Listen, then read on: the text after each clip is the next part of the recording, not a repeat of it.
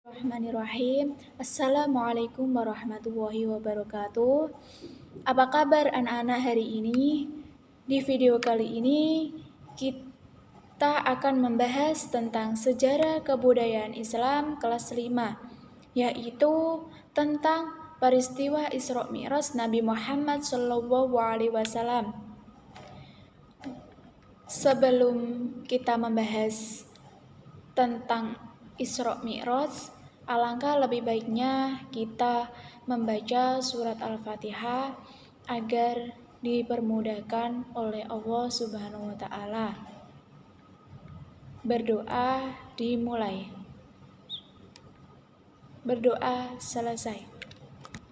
Peristiwa Isra Mi'raj dilatar belakangi oleh meningkatnya hambatan dan gangguan yang dialami oleh Nabi Muhammad SAW dalam mendakwanya agama Islam di kota Makkah. Peristiwa Isra Mi'raj. Nah, apakah kalian tahu tentang Isra Mi'raj? Nah, Isra Mi'raj berasal dari dua kata, yaitu Isra dan Mi'raj. Kata Isra mempunyai arti sendiri, yaitu perjalanan Nabi Muhammad SAW di malam hari. Sedangkan Mi'raj adalah perjalanan Nabi Muhammad SAW dari Masjidil Haram ke Masjidil Aqsa, lalu naik ke langit sampai Sidratul Muntaha. Dalam sejarah Islam, yang dimaksud dengan Isra Mi'raj ialah perjalanan Nabi Muhammad SAW di malam hari dari Masjidil Haram ke Masjidil Aqsa, lalu naik ke langit sampai Sidratul Muntaha. Poin yang pertama yaitu perjalanan Isra dari Masjidil Haram ke Masjidil Aqsa. Peristiwa Isra Mi'raj terjadi pada tanggal 27 Rajab tahun 621 Masehi.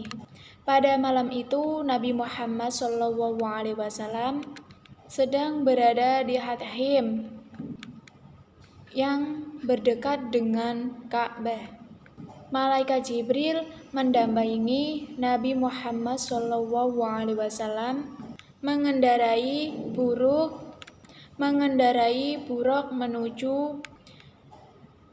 Masjidil Aqsa di Palestina.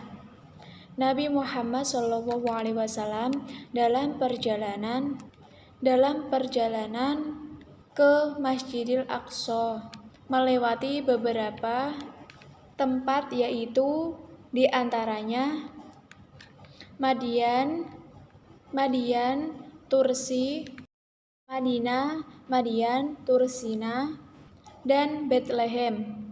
Selama perjalanan dari Masjidil Haram ke Masjidil Aqsa, Nabi Muhammad SAW juga mengalami peristiwa-peristiwa yang bermakna. Setelah sampai di Masjidil Aqsa, Nabi Muhammad SAW sholat 2 rakaat. Poin yang kedua yaitu perjalanan Mi'raj dari Masjidil Aqsa ke langit ke-7 dari Sidratul Muntaha. Perjalanan Nabi Muhammad SAW dimulai pada Masjidil Aqsa, naik ke langit dunia. Di langit yang pertama, Nabi Muhammad SAW dan Malaikat Jibril bertemu dengan Nabi Adam alaihissalam yang di sebelah kanannya ada hitam-hitam dan di sebelah kirinya juga ada hitam-hitam. Di langit kedua, Nabi Muhammad SAW dan Malaikat Jibril bertemu dengan Nabi Yahya alaihissalam dan juga Nabi Isa alaihi salam. Setelah memberi salam kepada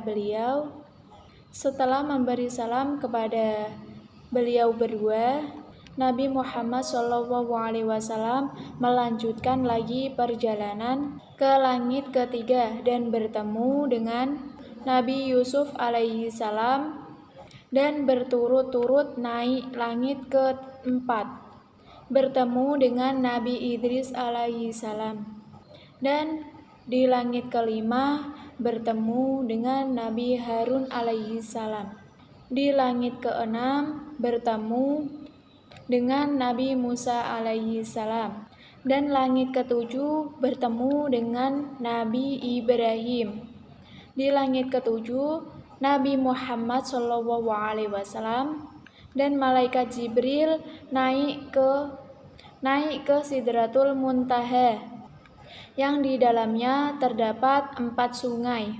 Kemudian Nabi Muhammad SAW naik lagi ke Mustawa, bertemu dengan Allah Subhanahu wa Ta'ala. Dalam pertemuan ini diperintahkan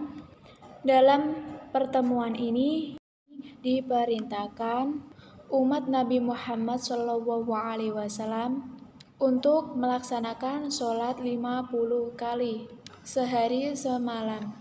Dan Rasulullah kemudian turun ke langit 6 bertemu Nabi Musa alaihi salam. Beliau menyarankan untuk meminta keringanan kepada Allah Subhanahu wa Ta'ala dengan alasan umat Nabi Muhammad SAW tidak akan sanggup untuk melaksanakannya.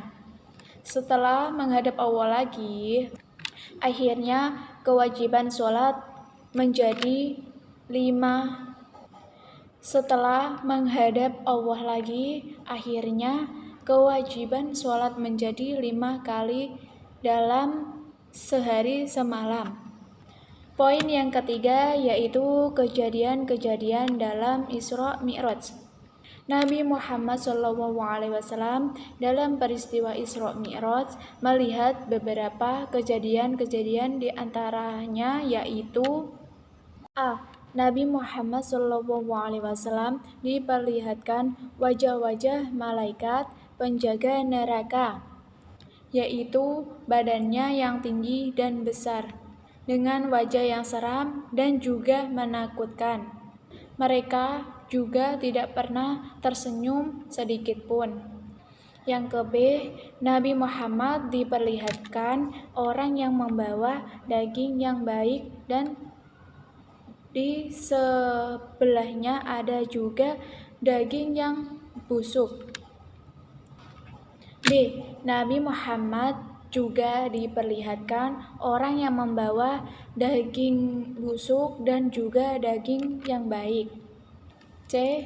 Nabi Muhammad juga diperlihatkan oleh orang yang memotong lidahnya. C.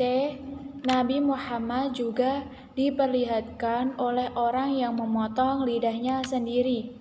Orang itu juga menjerit kesakitan. Setelah terpotong lidahnya itu, tersambung kembali dan dipotong lagi. Demikian terus-menerus tanpa tiada henti. Yang ke D, Nabi Muhammad diperlihatkan oleh orang yang perutnya besar. Orang itu juga merasa kesusahan saat duduk. Berdiri susah, apalagi untuk berjalan. Susah sekali karena perutnya sangat besar. Peristiwa ini menggambarkan orang yang ketika hidup di dunia selalu memakan riba.